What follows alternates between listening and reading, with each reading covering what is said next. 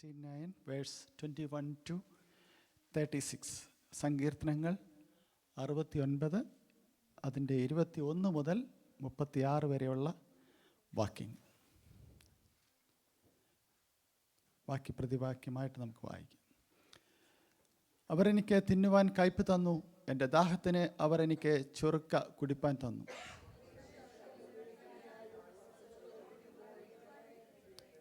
അവരുടെ കണ്ണ് കാണാതെ വണ്ണം ഇരുണ്ടു പോകട്ടെ, അവരുടെ അര എപ്പോഴും ആടുമാറാക്കണം. അവരുടെ വാസസ്ഥലം ശൂന്യമായി പോകട്ടെ, അവരുടെ കൂടാരങ്ങളിൽ ആരും പാർക്കാതിരിക്കട്ടെ.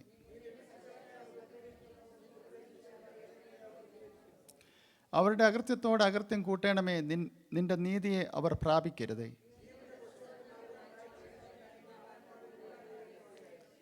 ഞാനോ എളിവനും ദുഃഖിതനുമാകുന്നു, ദൈവമേ നിന്റെ രക്ഷ എന്നെ ഉയർത്തുമാറാകട്ടെ. അത് യഹോവയ്ക്ക് കാളയേക്കാളും കൊമ്പും കുളമ്പും ഉള്ള മൂരിയേക്കാളും പ്രസാദകരമാകും.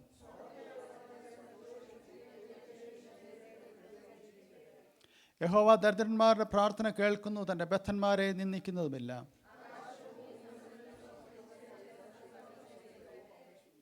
അടുത്ത രണ്ട് വാക്കിൽ നമുക്ക് ചേർന്ന് വായിക്കാം. ദൈവം സിയോനെ രക്ഷിക്കും, അവൻ യഹൂദാ നഗരങ്ങളെ പണിയും, അവർ അവിടെ പാർത്തതിനെ കൈവശമാക്കും.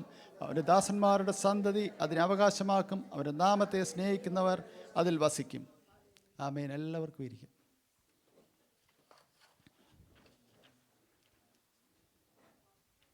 Praise the Lord. കടന്നു വന്നിരിക്കുന്ന മാതാപിതാക്കൾ, സഹോദരി സഹോദരന്മാർ, കുഞ്ഞുങ്ങളെല്ലാവർക്കും ക്രിസ്തുയേശുവിൻ്റെ നാമത്തിലുള്ള സ്നേഹവന്ദനത്തെ അറിയിക്കുന്നു. വീണ്ടും ഒരു പ്രാവശ്യം കൂടെ സങ്കീർത്തനത്തിനോട് ഒരുമിച്ച് ആയിട്ട് ദൈവത്തിൻ്റെ സന്നിധിയിലായിരിക്കാൻ തക്കോണം ദൈവം ഇടയാക്കിയതോർത്ത് നന്ദിയോടെ സ്തോത്രം ചെയ്യുന്നു. കഴിഞ്ഞ ആഴ്ചകളിലൊക്കെ നമ്മളെ ദൈവം സൂക്ഷിച്ചു പരിപാലിച്ചു. എണ്ണത്തിൽ ഒരാൾ പോലും കുറഞ്ഞു പോകാതെ കർത്താവ് കാത്തു. അതിനായി ദൈവത്തിന് നന്ദി പറയുന്നു. കഴിഞ്ഞ ആഴ്ച നാം ഈ സങ്കീർത്തനം കേട്ടതാണ്. അതിൻ്റെ 20th വരെയുള്ള വേഴ്സസ് നമ്മൾ കഴിഞ്ഞ ആഴ്ച വായിച്ചു. ബ്രദർ ആലിന് അതിൽ നിന്ന് നല്ല വചനത്തെ അവിടുന്ന് നമുക്ക് ഷെയർ ചെയ്തു.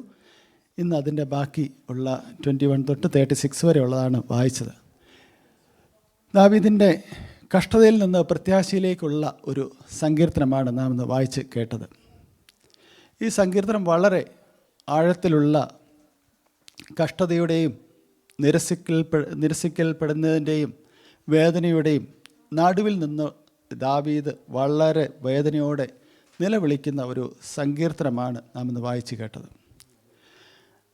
എന്നാൽ ദാവീദ് ഈ കഷ്ടതയുടെ നടുവിലെല്ലാം ആയിരിക്കുമ്പോൾ ദാവീദ് ദൈവത്തോട് നിലവിളിച്ചുകൊണ്ടേയിരിക്കുന്ന ഒരു ദൈവ മകനാണ്. എന്നാൽ ദൈവം ഈ കഷ്ടതകളെല്ലാം, ദാവീദിൻ്റെ കഷ്ടതകളെ മറന്നു എന്ന് ഇതിനകത്ത് പറയുന്നില്ല. കാരണം ദൈവത്തോട് തൻ്റെ എല്ലാ കാര്യങ്ങളും ഷെയർ ചെയ്യുന്ന ഒരു ദാവീദിനെയാണ് നമുക്കിവിടെ കാണുവാനായിട്ട് കഴിയുന്നത്. ഈ ഭാഗം പ്രധാനമായിട്ട് നമ്മൾക്ക് പറഞ്ഞു തരുന്നത് കഷ്ടതയുടെ നടുവിലും ദൈവത്തെ കാണുന്ന ഒരു ദൈവമകൻ, അതാണ് നമുക്കിവിടെ കാണുവാനായിട്ട് കഴിയുന്നത്. അതിൻ്റെ 22 മുതൽ 28 വരെയുള്ള വാക്യങ്ങൾ എഴുതിയിരിക്കുന്നത് അവരെ തനിക്കെതിരായി തന്നെ നിന്ദിച്ചവരെയും തന്നെ വെറുത്തവരെയും തന്നെ വേദനിപ്പിച്ചവരെയും എല്ലാം താൻ വെറുക്കുകയും അവരെ ശപിക്കുകയും ചെയ്യുന്ന വാക്യങ്ങളാണ് നമ്മൾ 22 തൊട്ട് 28 വരെ വായിക്കുന്നത്. എന്നാൽ കഷ്ടങ്ങളിലൊക്കെ കടന്നു പോകുമ്പോഴും ദാവീദിന് ദൈവവുമായിട്ടുള്ള ബന്ധം നിലനിർത്തിക്കൊണ്ടേയിരുന്നു. അല്ല, ഒന്നാമത്തെ ഒരു കാര്യം, ദൈവം നമ്മുടെ കഷ്ടതകളൊക്കെ മനസ്സിലാക്കുന്നുവെന്ന് ദാവീദ് ഇവിടെ കാണിക്കുന്നു. 21-ാം വാക്യത്തിൽ എഴുതിയിരിക്കുന്നത്, അവർ എനിക്ക് തിന്നുവാൻ കയ്പ് തന്നു, എൻ്റെ ദാഹത്തിന് അവർ എനിക്ക് ചൊറുക്ക കുടിപ്പാൻ തന്നു.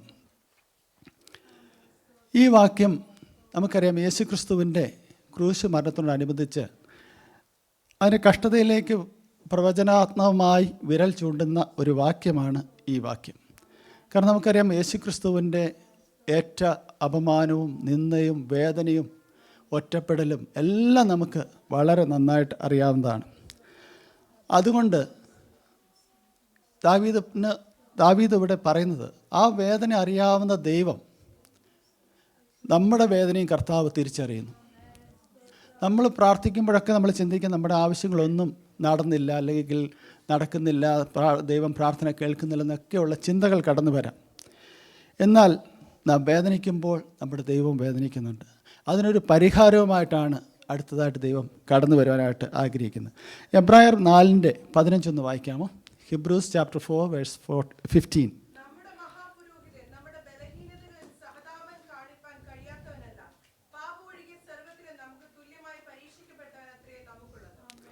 അതുകൊണ്ട് വേദനിക്കുമ്പോൾ നമ്മൾ എന്ത് ചെയ്യണം?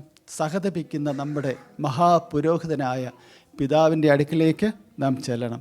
അതാണ് ഗോഡ് അണ്ടർസ്റ്റാൻഡ്സ് അവർ സഫറിങ്സ്. നമ്മുടെ വേദനകളെ മനസ്സിലാക്കുന്ന, നമ്മളോട് സഹതപിക്കുന്ന. നമുക്കറിയാം, നമുക്കൊരു വേദന വന്ന് നമ്മുടെ സഹോദരന്മാരിൽ ആരോടും, നമ്മുടെ കുടുംബങ്ങളിൽ ആരോട് പറഞ്ഞാലും അവരുടൻ അതിന് വേണ്ടുന്ന, നമുക്ക് എങ്ങനെ നമ്മളെ ആശ്വസിപ്പിക്കണമോ അങ്ങനെയുള്ള രീതിയിലെല്ലാം മനുഷ്യരായ നാം അങ്ങോട്ടും ഇങ്ങോട്ടും ചെയ്യുന്നു എങ്കിൽ നമ്മുടെ ദൈവം എന്തുമാത്രം നമ്മൾക്ക് വേണ്ടി കരുതിയിരിക്കുന്നു നാം ഓർക്കുക.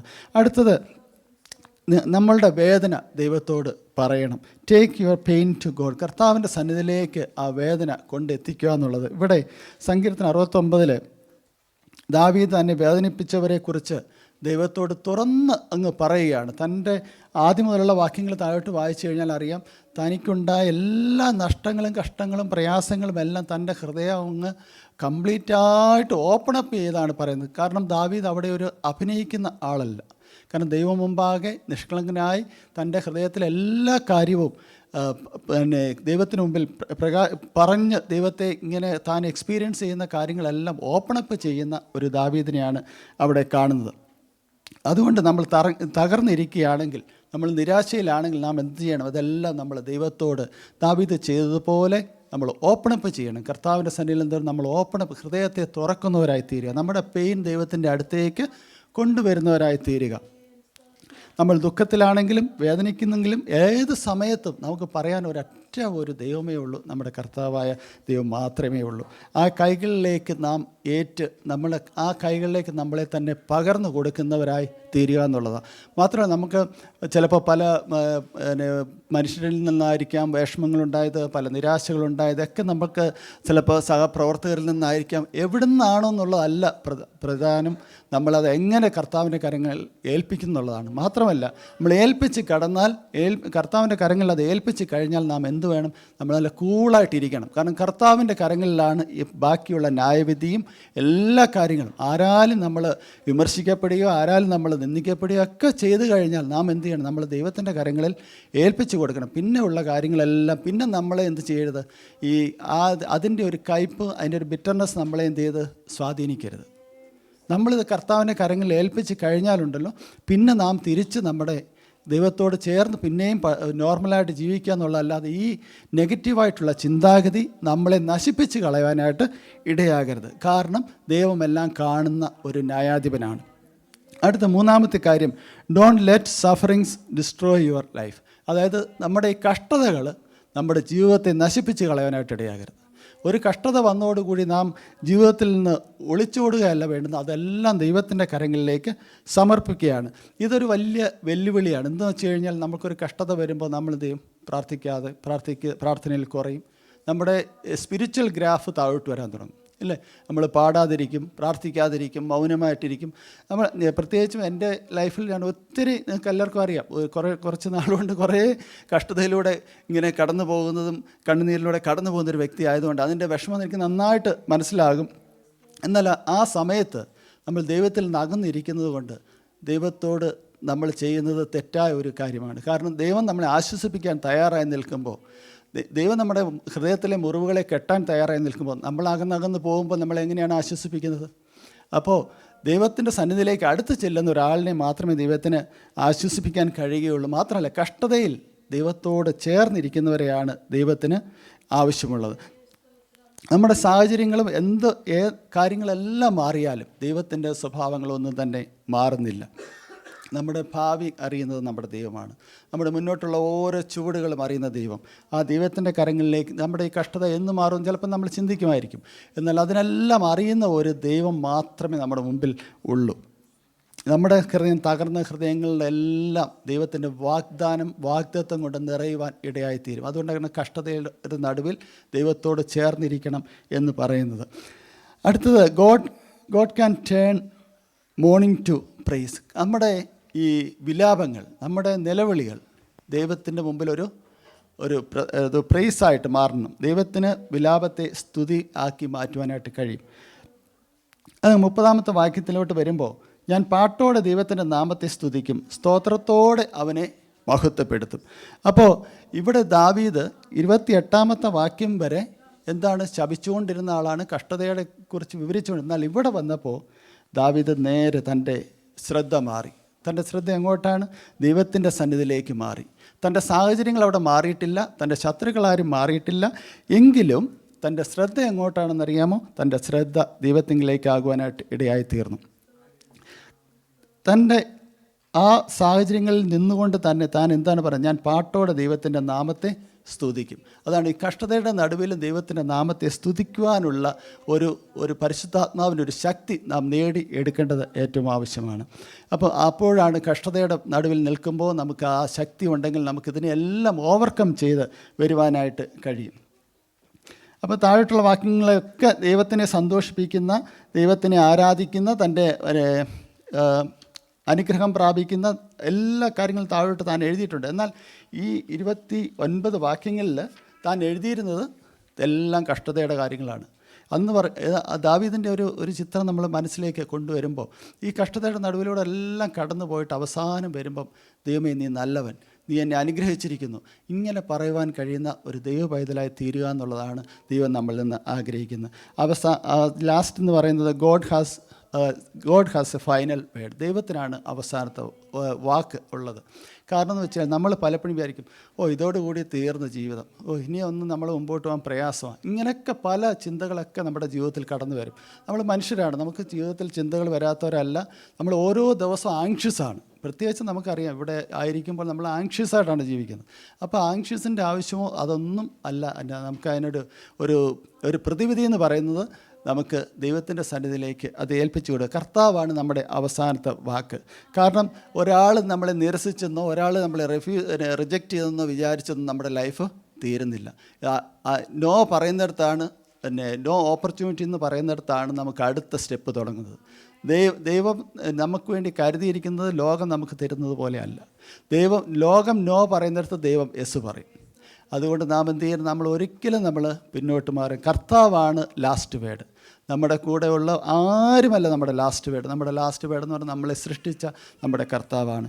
അപ്പോൾ കണ്ണുനീരോ വേദനയോ നിരസിക്കപ്പെടലോ ഇതൊന്നും ഒരു അവസാനത്തെ വാക്കല്ല. അവിടെയാണ് നാം പുതുതായിട്ട് നമ്മുടെ ജീവിതം ചിലപ്പോൾ ടേണിംഗ് പോയിൻ്റായിട്ട് മാറാൻ പോകുന്നത്. ഒരു കഷ്ടതയായിരിക്കും നമ്മുടെ ജീവിതത്തെ ഏറ്റവും നന്മയിലേക്ക് നടത്തുന്നത്. നിങ്ങൾ ചിന്തിച്ചിട്ടുണ്ടോ? നമ്മുടെ കഷ്ടതയിൽ ആരെങ്കിലും നമ്മൾ നശിച്ചു പോയിട്ടുണ്ടോ? നമ്മൾ തിരിഞ്ഞ് ചിന്തിച്ച് നോക്കി. നമുക്ക് എന്തെല്ലാം കഷ്ടതയെ കൂടെ കടന്നു വന്നു. ഞാനും അബിയും കൂടെ കഴിഞ്ഞ ദിവസം പറയായിരുന്നു, അബിയുടെ അഡ്മിഷൻ്റെ കാര്യമൊക്കെ വന്നപ്പോൾ ഞങ്ങൾ ഒത്തിരി ടെൻഷനുണ്ട്. കാരണം എല്ലാം ഓൺലൈനാണ്. അപ്പോൾ ഇങ്ങനെ നെക്സ്റ്റ് നമ്മുടെ വീട്ടിൽ നിന്ന് ആരും അങ്ങനെ ചെയ്തിട്ടില്ല. ഫസ്റ്റ് ടൈമാണ് നമ്മളിങ്ങനെ അഡ്മിഷൻ്റെ കാര്യങ്ങളെല്ലാം ചെയ്യുന്നത്. അപ്പോൾ ഞങ്ങൾ ഒത്തിരി ടെൻഷനിലൂടെയൊക്കെ ഞാൻ ഇങ്ങനെ ഇരുന്ന് ചിന്തിച്ചു. അപ്പോഴെല്ലാം ദൈവം ലാസ്റ്റ് മിനിറ്റിൽ വരുമ്പോൾ ദൈവം ഒരു വഴി കാണിച്ചു, ഇന്നത് ചെയ് അങ്ങനെയാണ് ഈ ദിവസങ്ങളിൽ ചെയ്യുവാനിടയായത് എന്ന് പറഞ്ഞ പോലെ ദൈവം അങ്ങനെ നമ്മളിങ്ങനെ വിഷമിച്ചിരിക്കുമ്പോൾ ദൈവം അനങ്ങാതിരിക്കുകയല്ല. ദൈവം നമുക്കൊരു വഴി കാണിച്ചു തരുവാനായിട്ട് സന്നദ്ധനായിട്ടിരിക്കുകയാണ്. അപ്പോൾ കർത്താവാണ് നമ്മുടെ ലാസ്റ്റ് വേർഡ്. അതുകൊണ്ട് അവസാനമായിട്ട് എനിക്ക് പറയാനുള്ളത്, നമ്മുടെ ഹൃദയങ്ങളിൽ എന്തെങ്കിലും വേദനയിലോ നിരാശയിലോ പ്രയാസത്തിലോ നാം കടന്നു പോകുന്നെങ്കിൽ നമ്മുടെ മുഖം എങ്ങോട്ട് നോക്കണമെന്നറിയാമോ? ഈ വേദനകളെല്ലാം സഹിച്ച കർത്താവിൻ്റെ മുഖത്തേക്ക് നോക്കണം. ഈ ലോകത്തിൽ കടന്നു വന്ന് സകലവിധ അപമാനവും കൂട്ടുകാരാൽ ചതിക്കപ്പെട്ട് എല്ലാവിധ വിഷമങ്ങളും അനുഭവിച്ച നമ്മുടെ പിതാവ് നമുക്ക് വേണ്ടി യാഗമായി തീർന്നത് കൊണ്ടാണ് ഇന്ന് നാം ഇവിടെ ആയിരിക്കുന്നത്, ഈ സ്നേഹത്തിലായിരിക്കുന്നത്. കഴിഞ്ഞ ദിവസം ഞാനൊരു ചെറിയ വീഡിയോ കാണാനിടയായി. ട്രെയിനിൽ യാത്ര ചെയ്യുന്ന ഒരു അമ്മ പറയുകയാണ്, അവർ ക്രിസ്ത്യൻ ആളല്ല. അപ്പോൾ പുള്ളിക്കാരത്തി പറയുമായിരുന്നു, പുള്ളിക്കാരത്തോട് ഒരാൾ ചോദിക്കുകയാണ്, നിങ്ങൾ ഏത് മതക്കാരിയാണെന്നെല്ലാം ചോദിക്കുന്നുണ്ട്. എന്നിട്ട് പറയുകയാണ്, ലോകത്തിലുള്ള എല്ലാ ദൈവങ്ങളെ എനിക്കറിയാം, പക്ഷേ ക്ഷമിക്കാൻ പഠിപ്പിച്ചതും സ്നേഹിക്കാൻ പഠിപ്പിച്ചതും യേശു ക്രിസ്തു. അതുകൊണ്ട് ഞാൻ എന്നും പ്രാർത്ഥിക്കും, എന്നും ബൈബിൾ വായിക്കും. ഞാൻ മതക്കാരിയല്ല, പക്ഷെ ഞാൻ എന്നും ഇത് ചെയ്യും. കാരണം സ്നേഹിക്കാനും ക്ഷമിക്കാനും പഠിപ്പിച്ച ഏക ദൈവം യേശു ക്രിസ്തു. എന്ന് പറഞ്ഞ ആ ഒരു ക്ഷമയുടെയും സ്നേഹത്തിൻ്റെയും സഹനവും എല്ലാം ദൈവത്തിൻ്റെ, അതെല്ലാം നമ്മളിലേക്ക് കർത്താവ് പകർന്നിരിക്കുക. ഇനി നമ്മൾ ചെയ്യേണ്ടത് ആ സ്നേഹവും ആ ക്ഷമയും എല്ലാം ഏറ്റെടുത്തുകൊണ്ട് നമുക്ക് മുന്നോട്ട് പോകണം. അതുകൊണ്ട് പ്രാർത്ഥിക്കുന്നത് നിർത്തരുത്, വിശ്വസിക്കുന്നത് നിർത്തരുത്, ആരാധിക്കുന്നത് നിർത്തരുത്. കഷ്ടത എന്ത് കടന്നു വന്നാലും അതിൻ്റെ മധ്യത്തിൽ എൻ്റെ ദൈവം എൻ്റെ കൂടെയുണ്ടെന്നുള്ള ആത്മധൈര്യത്തോടെ മുന്നോട്ട് പോകണം. ഒരു ആങ്ഷ്യസ് ആയിട്ടുള്ള ലൈഫല്ല, നമുക്ക് ക്രിസ്തുവേശുവിലൊരു സംതൃപ്തമായ ലൈഫാണ് ദൈവം ആഗ്രഹിക്കുന്നത്. അപ്പോൾ അതിനുവേണ്ടിയാണ് ദൈവം നമ്മളെ ഇവിടെ കൊണ്ടുവന്നിരിക്കുന്നത്. നമ്മളെ എല്ലാ രീതിയിലും നമ്മളെ ബ്ലെസ് ചെയ്യുന്നത് അതിന് വേണ്ടിയിട്ടാണ്. നമ്മൾ ആഗ്രഹിക്കുന്നതിനപ്പുറമായിട്ട് ദൈവം നമ്മളെ ബ്ലെസ് ചെയ്തിട്ടുണ്ട്. ഇനി ദൈവം ബ്ലെസ് ചെയ്യാൻ കൂടുതലായിട്ട് നമുക്ക് ദൈവത്തിൻ്റെ സന്നിധിയിലേക്ക് അടുത്ത് ചെല്ലാം. അതിനകത്ത് ഒരു വാക്യം കൂടെ വായിച്ച് ഞാൻ ഇരിക്കാൻ ആഗ്രഹിക്കുന്നു. John chapter 16 verse 33.